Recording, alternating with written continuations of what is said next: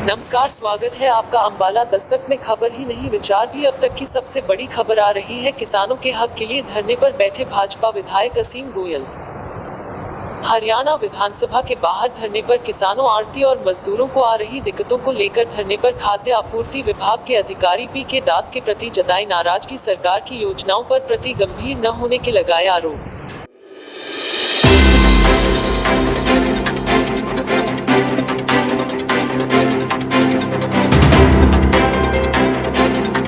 सरकार के खिलाफ नहीं बैठा हूँ, एक अधिकारी की ईगो के खिलाफ बैठा हूँ, एक अधिकारी की तानाशाही के खिलाफ बैठा हूँ।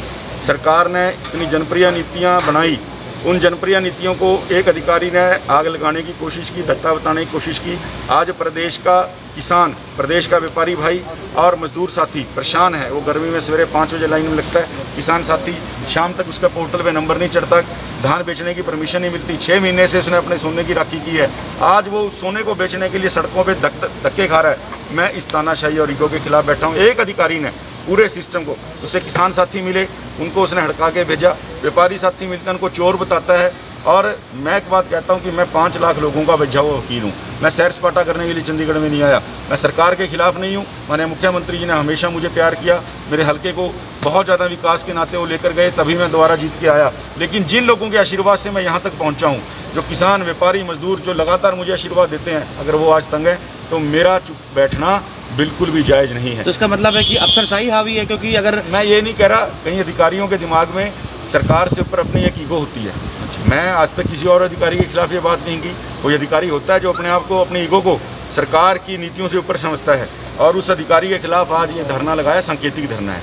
अगर वो ठीक नहीं, मंडियों की व्यवस्था, आपने मुख्यमंत्री से बात नहीं की इस बारे में? देखिए, सब चीज़ें आदरणीय मुख्यमंत्री जी के और सबको संज्ञान में भी हैं।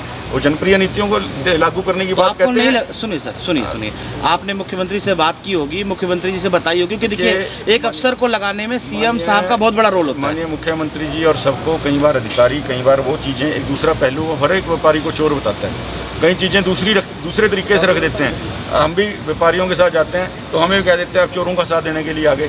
जब एक अधिकारी के मन के अंदर इतनी नफरत है किसानों के प्रति, व्यापारियों के प्रति, मजदूरों के प्रति, वो उस सीट पे बैठ के न्याय नहीं कर सकता। मैं बार बार कह रहा हूँ, मेरा किसी के खिलाफ, ऐसे अधिकारी के खिलाफ क्या एक्शन होना चाहिए आपके हिसाब से? देखिए, मंडियों की व्यवस्था वो ठीक करे, अपनी गलती माने, जो उसने ईगो अपनी ऊपर कर रखी है पॉलिसियों से ऊपर, अपनी ईगो को दूर करके, मेरा उस अधिकारी से भी व्यक्तिगत कोई विरोध नहीं है, वो मंडियों की व्यवस्था ठीक कर दे, मैं उसके साथ हूँ।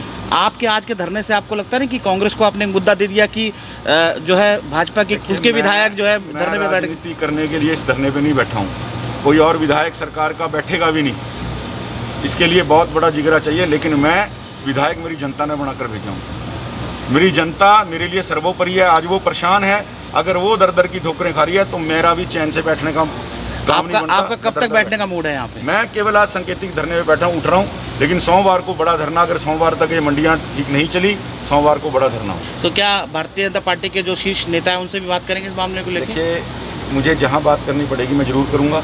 मेरा कोई व्यक्तिगत किसी से, उस अधिकारी से भी मेरा कोई व्यक्तिगत रोष नहीं है, लेकिन अगर वो मंडियों की व्यवस्था को ठीक नहीं किया तो धरना सोमवार को यहाँ लगेगा। Thank you.